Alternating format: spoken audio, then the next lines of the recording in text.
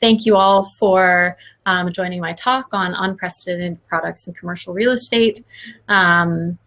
I am currently working as Chief Data Scientist at Reonomy, which is a commercial real estate company that builds property intelligence and is located in the United States. Our headquarters is in New York.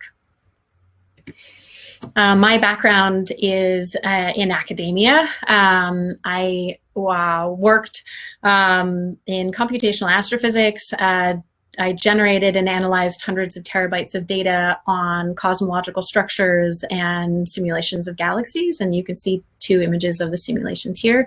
I moved into the startup space about 6 years ago, and one of the things that I was able to bring from academia and that I enjoy in industry is working in the where engineering and ML and AI meet, and building knowledge graphs provides me with the opportunity to do that in spades, and that's one of the reasons that I absolutely love knowledge graphs.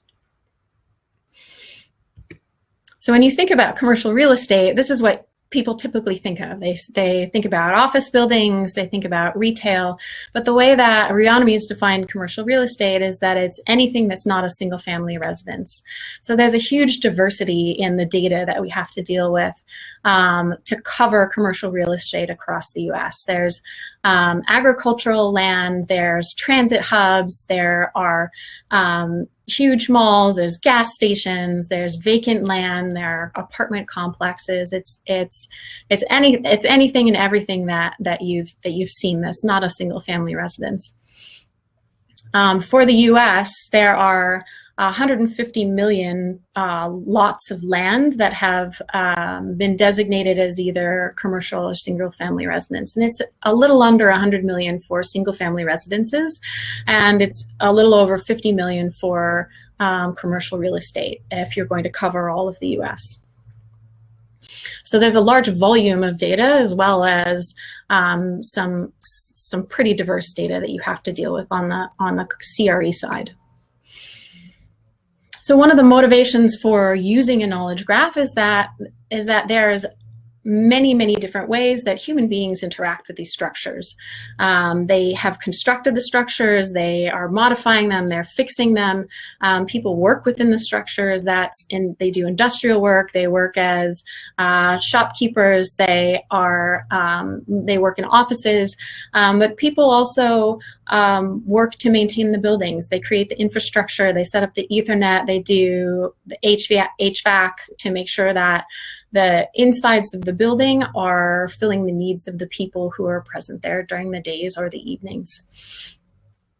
But these structures are also used in a completely different way. They're used as data points to understand how cities behave, how neighborhoods are changing, and how the market is changing. So tracking the behavior of commercial real estate, I mean, it's a huge component of the financial behavior of the United States. And then lastly, people own these structures as income. So they collect rent from the people who are using the structures in different ways.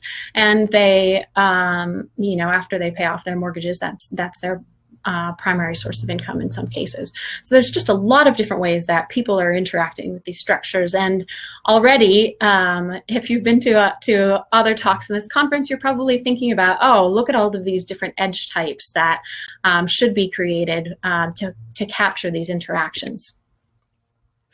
Another motivation that we have for creating a knowledge graph in this space is that we have a lot of data, but it's not actionable.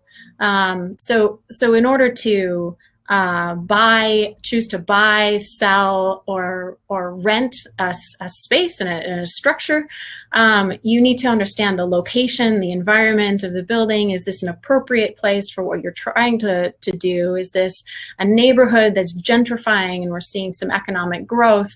What does the financial history of the building look like? What are the tax levels? And then also, who are the companies and people that I would reach out to if I wanted to purchase the property, or if I wanted to manage the property, or if I wanted to re-roof the structures on the property, in order to, so there are lots of pieces that need to be put together in order for people to do anything with this data. And because the data is not intended to be used in the way that we use it, this is a really good case for the reorganization that you get from a knowledge graph. And the third and last motivation for knowledge graphs in the CRE space is that there are hidden truths in the CRE space. So I've made a little bit of a graph cartoon that illustrates one example of ownership of properties within the US. Property ownership is completely legally and completely intentionally hidden or obfuscated in many, many cases.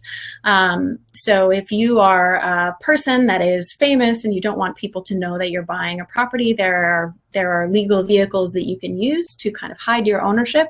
But what you see more commonly is that corporations who are trying to maintain some kind of a competitive advantage when they are buying or selling properties will create subsidiaries or LLCs or DBAs and buy properties through business structures that it's not obvious where these business structures connect to the ultimate company that is controlling the behaviors. What we've seen from putting all of these pieces together into a graph is that the ownership structures can be 6 or 8 hops deep. So you can go across 6 companies or 8 companies in order to finally see who is actually controlling and who owns these assets, these commercial assets. What does that mean at a large scale? What that means is that at a high level, we don't have a good understanding at all of who owns what across the country. This is something that just does not exist in the world. So the few ownership portfolios that are around, and there are some, and there are very few, they're expensive to create, both in time and in money, because they're done by having humans research the properties and research companies and manually put together all of the pieces. So ownership is something that is highly valuable, but is not something that is not something that's present and obvious in a way that, you know, in many European countries it is. I've been told it is. So this is a third motivation for us building our knowledge graph. So we have our motivation. So what does building the knowledge graph look like, and what do entity-based pipelines look like? So the first thing that you do is ingestion, and you're probably getting flat tabular data sources. They might be coming from a relational database. They might be coming from files, and you're combining multiple sources probably together to create your graph. In many cases, especially with the data that we work with, the data is incredibly messy. There are missing values, there are abbreviations, there are misspellings, there are just things that are blatantly wrong, there's misalignment. So there are problems with the data, and that should be kind of assumed to be the status quo. If you're building a robust pipeline, you want to build against that expectation. And then there's also context. The data is context specific, and this kind of goes back to what I was saying before about the data being disparate and unconnected to other things. And the reason that it's unconnected to other things is because it's built for one use case, and we're trying to use it for an entirely different use case. And so it's not built for purpose, it's built for a different purpose. The data is mixed. because you have rows of data where you have information on multiple different entity types. So the information about the entities can be mixed within both columns and rows. And then you should expect that you will get duplicates intra-source, so within the sources of data that you're ingesting, but also inter-source duplication if you are ingesting multiple sources that kind of cover the same space. And that's something that you absolutely would want to do if you are looking to improve the overall quality of data that you're putting into your graph. We have multiple data sources for companies, we have multiple data sources for properties, and we do that very intentionally.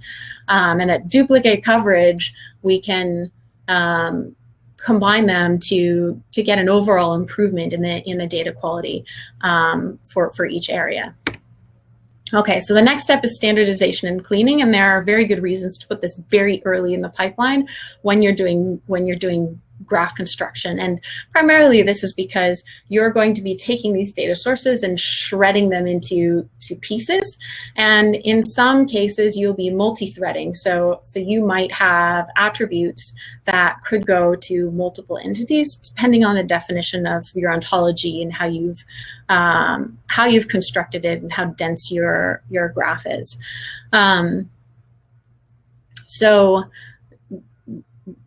Doing the standardization, doing the data cleaning very early before you get into the messiness of the graph and you're trying to use the values that you've pulled from the data as well as the context given to you by the structure of the data in order to do resolution is very important.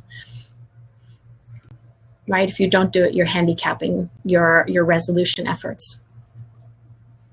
Okay, and next we get into this green section. This green section is where you see a difference in the two pipeline options that I'm presenting today. So one option is that you take your tabular, flat, clean, standardized data and you create graph structures immediately and you throw it into a graph database right away. And there are ramifications for doing this. So I'm going to go into more detail about both of these different cases and talk about the ramifications for throwing something in early and then performing resolution, or taking an alternative approach and doing resolution and edge creation and then throwing the components into a graph database. They're a little bit different faces of the same coin, but they actually have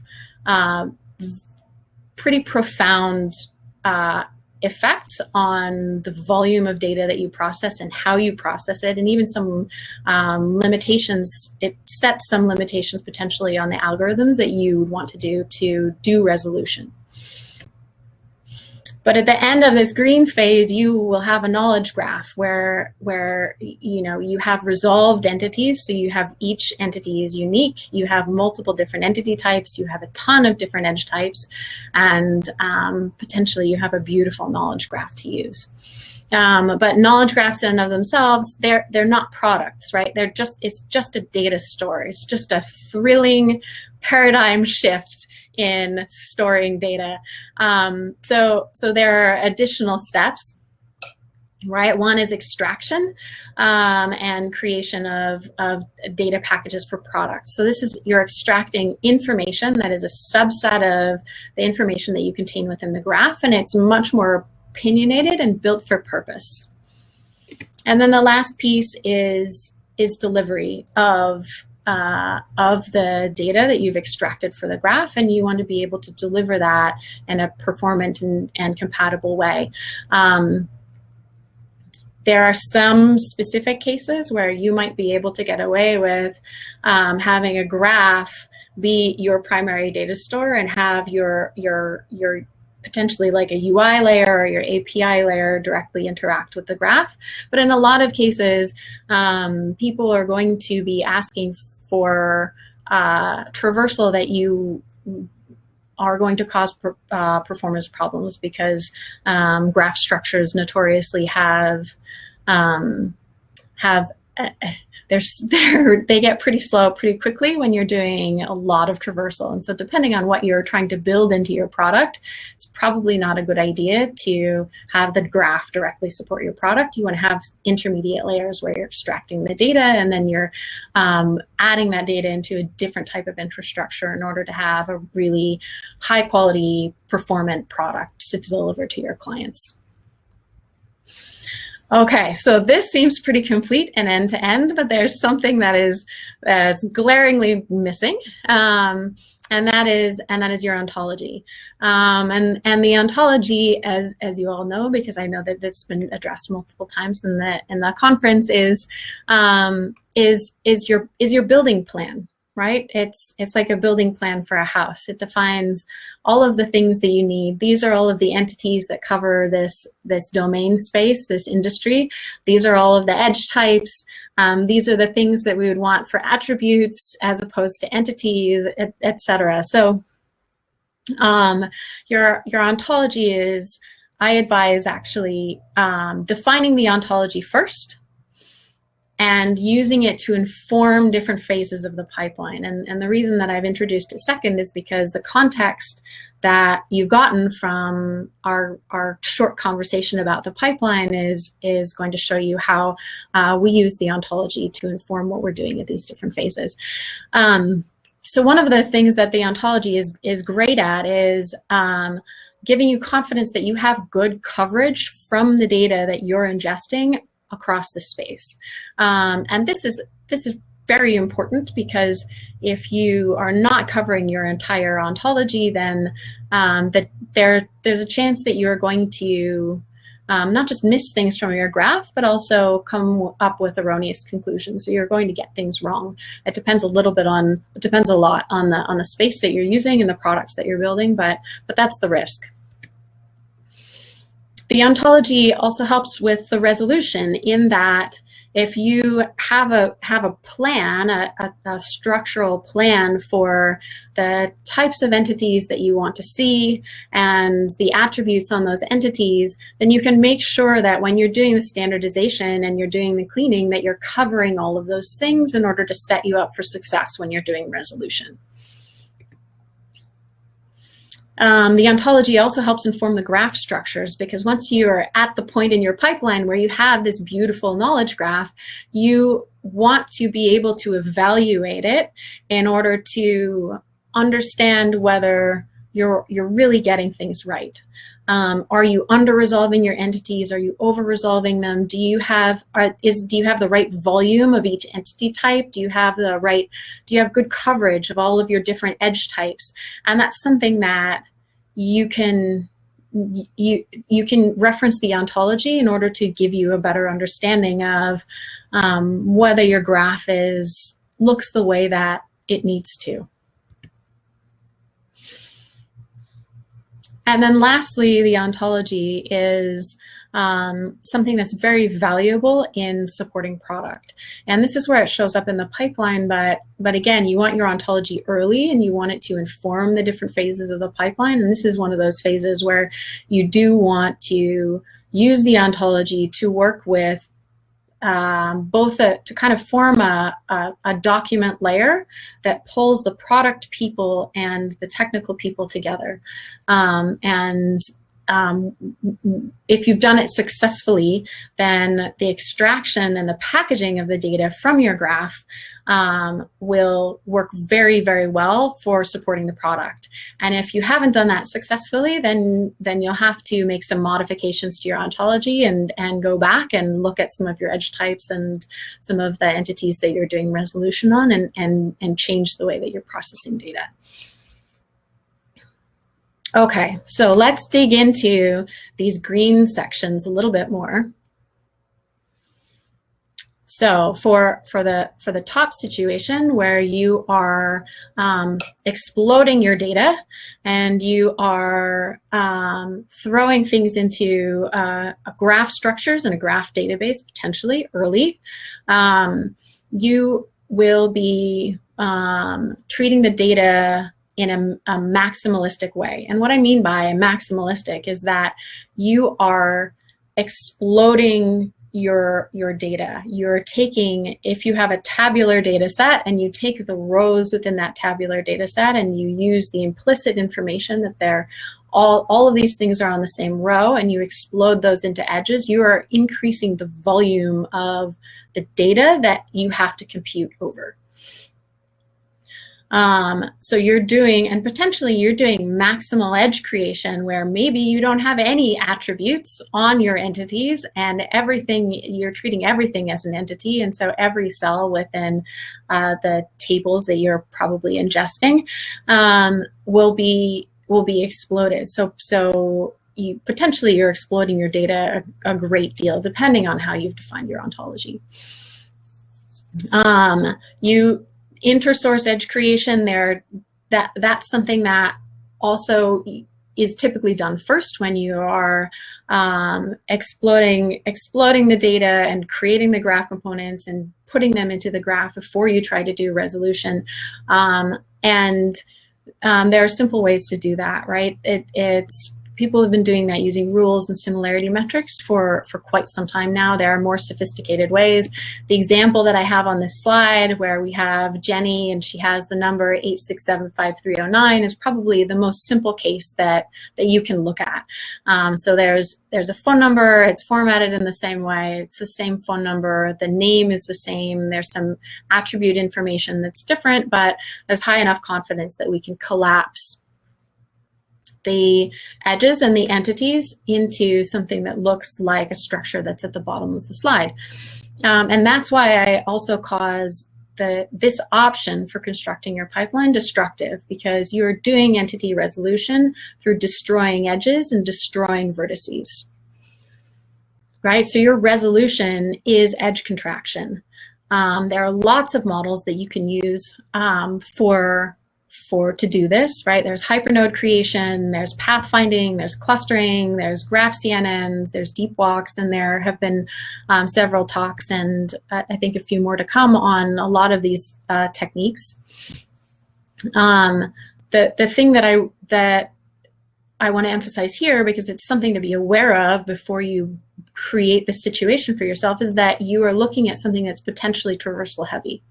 Right? So depending on the complexity of the entity that you're trying to resolve on, you might not have all of the attributes on the entity. You might not have, all of the neighboring entities that you're going to use to collapse the entity that you're focused on resolving. You might not have those next to each other. So you might end up in a situation where you're doing a lot of traversal across the graph, and even if you're doing extraction, you still have to do that traversal step. So you're creating a situation for yourself where you're increasing the computational time that this step in your pipeline will take to run.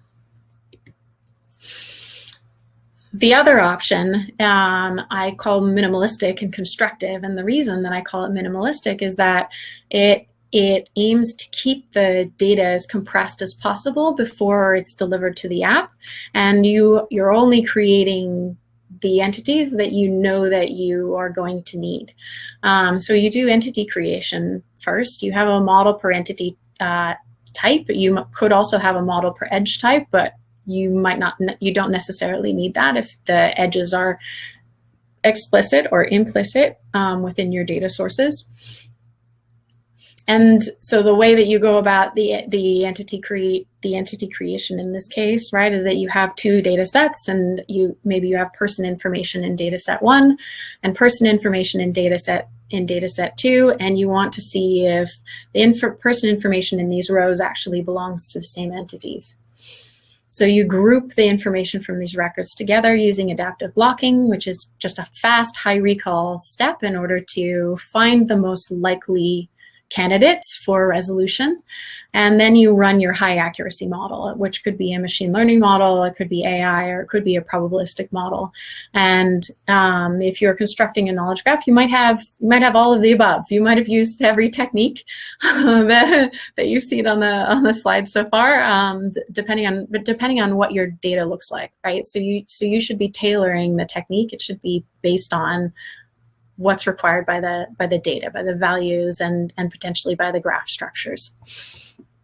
Adaptive, the cons for using this approach is that adaptive blocking in particular creates a lot of skew in the pipeline, which can slow your pipelines down.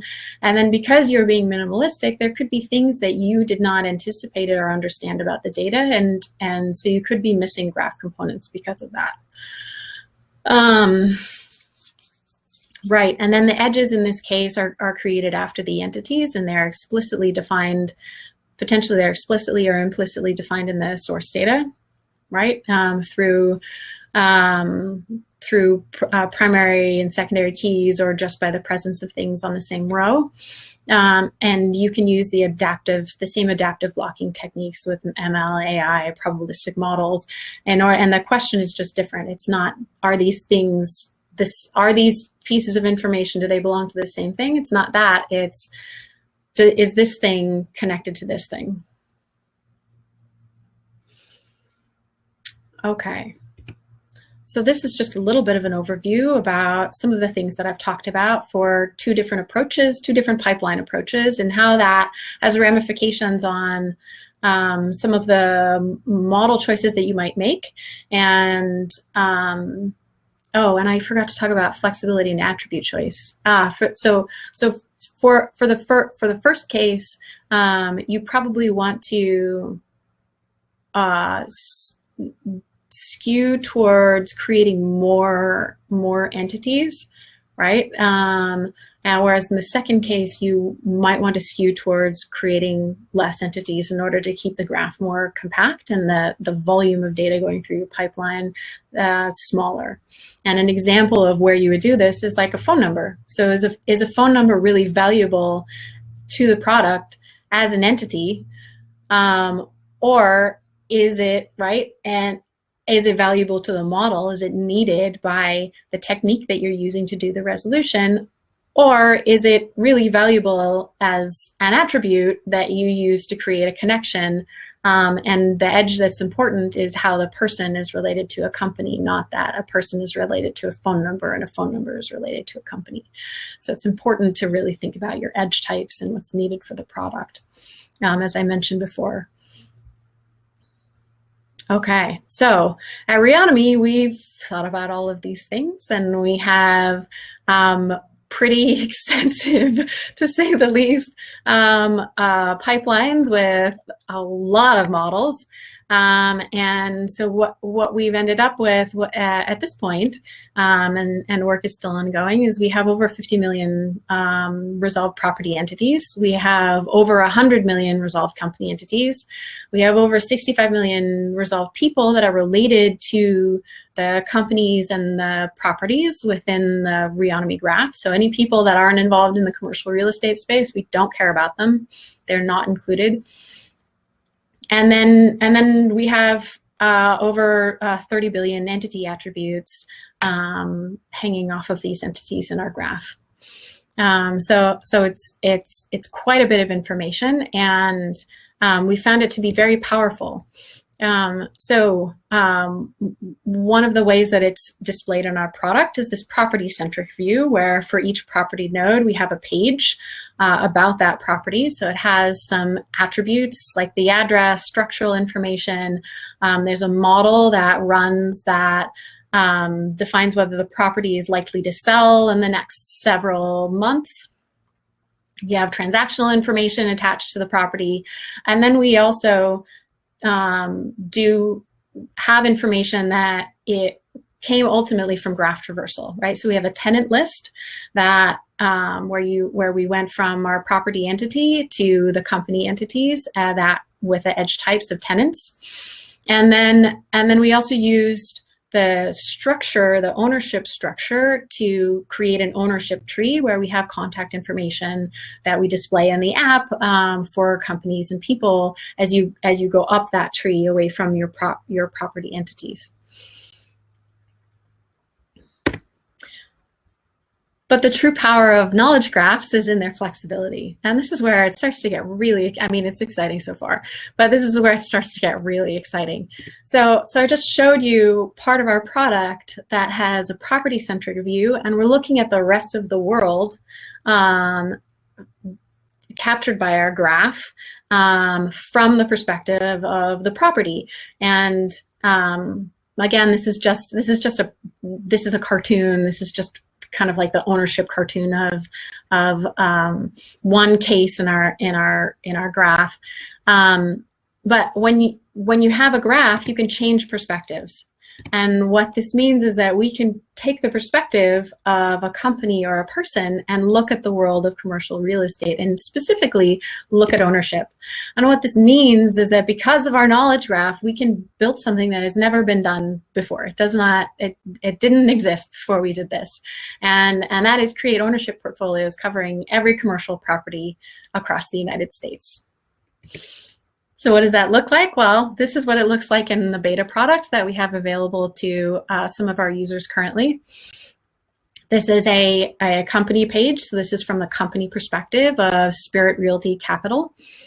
You can see that there are over 1,000 properties in their portfolio. You can look at the history of the portfolio. You can look at the valuation. If you have some information about the employees, about the company, you have a breakdown of the asset types for the properties. And then if you wanted to go and look at the individual property-centric views, you could navigate to do that by clicking on this list of properties at the bottom. I love the map here. You can see that they cover the entire United States as well. And then of course we do it for people as well. So this is a property owner in Cleveland. And you can see from his property breakdown, what he specializes in is taking vacant land and building small multifamily homes out of them. So in summary, right, I've described the motivation for using knowledge graphs. It's much more than having disparate data. It's also capturing the complexity of human interaction with the other components in the graph. It is discovering hidden truths, and then it's taking advantage of the product flexibility that you can get from a data store that is less opinionated and more true to the real world than the relational databases that we have all been using for such a long time. I've talked a little bit about how the knowledge graph sits within a production pipeline, and the things that you have to think about and the choices that you have to make for designing and creating those production pipelines. And how those choices will affect your engineering performance, your ease of implementation for different types of models, and potentially even affect your ontology a little bit. And then shown that the flexibility of a knowledge graph makes it possible to create products that have not existed before in the world. And that's it. Thank you so much for joining my talk. Happy to have all of you there.